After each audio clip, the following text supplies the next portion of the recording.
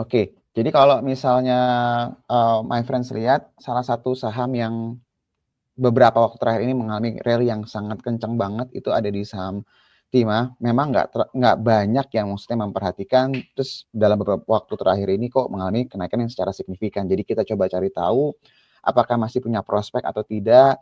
Dan biasanya kalau misalnya memang ada suatu perubahan yang sifatnya struktural, kalau terjadi koreksi itu harusnya bisa jadi entry point. Nah, ada beberapa poin yang menarik ya dari si Tins ini ya, my friends ya. Jadi kalau misalnya buat my friends yang nggak familiar, Tins atau timah TBK ini fokusnya memang memproduksi timah ya. Memang kegunaannya itu cukup luas dan memang agak sulit tergantikan.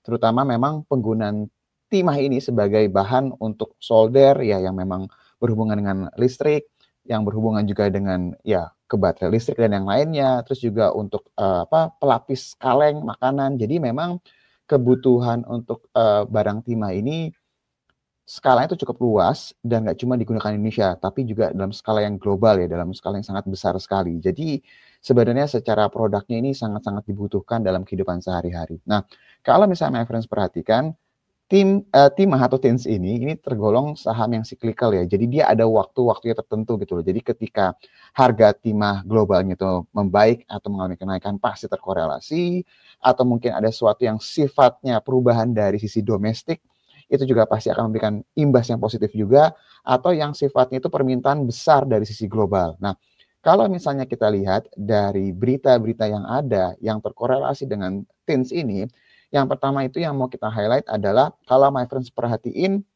secara kinerjanya timah untuk semester 1 memang tidak ada sesuatu yang sifatnya itu signifikan ya, justru malah mengalami penurunan bila dibandingkan dengan tahun sebelumnya.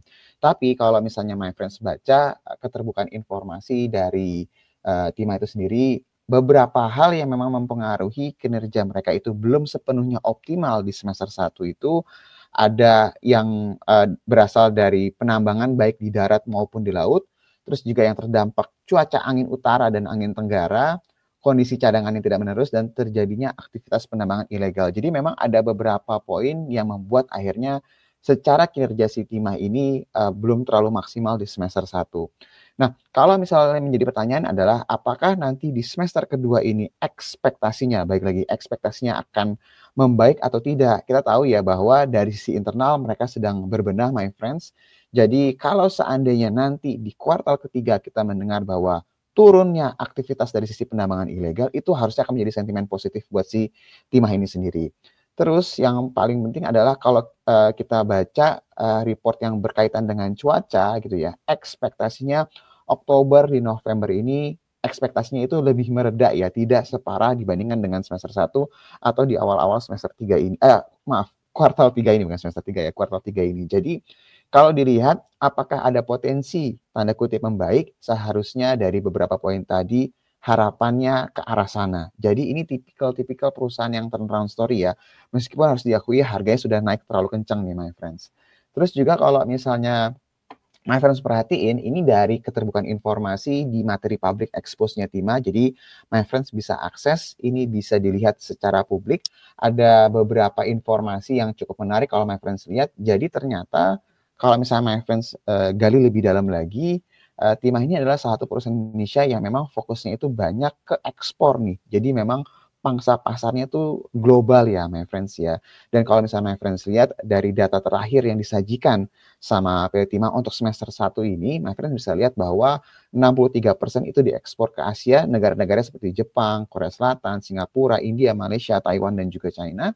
Dan 25% itu ke Eropa, beberapa negara seperti Belanda, Italia, Turki, dan juga sisanya 4% sekitar 4% itu ke Amerika Serikat.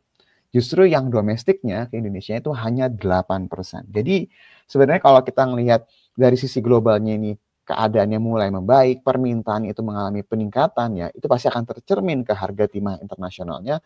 Seharusnya timah akan menjadi salah satu perusahaan yang diuntungkan nih dari keadaan ini nih my friends. Terus kalau misalnya kita lihat juga dari sisi harga timah globalnya, memang dibilang lagi naik signifikan juga enggak, tapi dibilang terus mengalami penurunan juga udah mulai ketahan lah di range tertentu ya.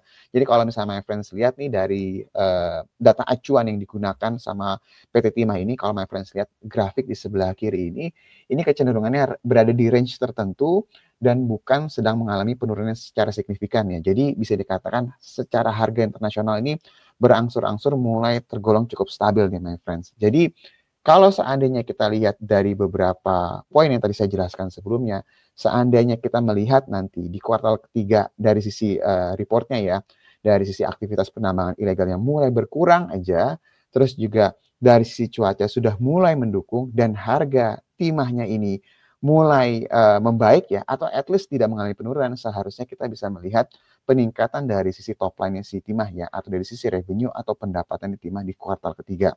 Mungkin yang paling kelihatan jelas pasti nanti di kuartal keempat ya, karena semuanya akan lebih kelihatan membaiknya itu realisasinya di kuartal keempat.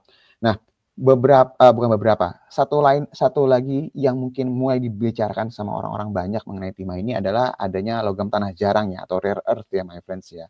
Memang informasinya ini nggak terlalu banyak, jadi kalau kita mau mencoba melihat ke depan ya, ekspektasi perusahaan secara konservatif, kita lihat dulu nih produk utamanya apa. Kalau memang produk utamanya ada kemungkinan membaik dari sisi produksinya, ada kemungkinan membaik dari sisi regulasinya, ada kemungkinan juga membaik dari sisi harga internasionalnya. Poin pertama yang paling penting itu adalah produk utamanya punya ekspektasi memberikan kontribusi yang lebih besar di kuartal selanjutnya. Maaf, itu yang mau kita lihat dulu nih. Nah, kalau dari sisi logam tanah jarangnya sendiri, maaf my friends. Jadi kalau dari sisi logam tanah jarangnya sendiri, kalau nanti memang ada hasil yang di luar ekspektasi atau membaiklah dari sisi hal-hal yang sudah disebutkan sebelumnya sama emiten, itu kita jadikan bonus aja. Jadi kita coba lebih konservatif. Jadi baik lagi nih my friends, kalau dilihat dari semua keadaan yang ada, apabila semuanya on track, seharusnya timah ini masih punya cerita yang cukup panjang nih my friends. Tapi baik lagi ya, karena chartnya mungkin udah naik secara signifikan, nanti kita tanya sama Pak Iwan ya, entry point yang bagusnya di mana? Pas lagi koreksinya bagusnya entry point di mana? Jadi nggak usah tergesa-gesa dulu untuk saat ini.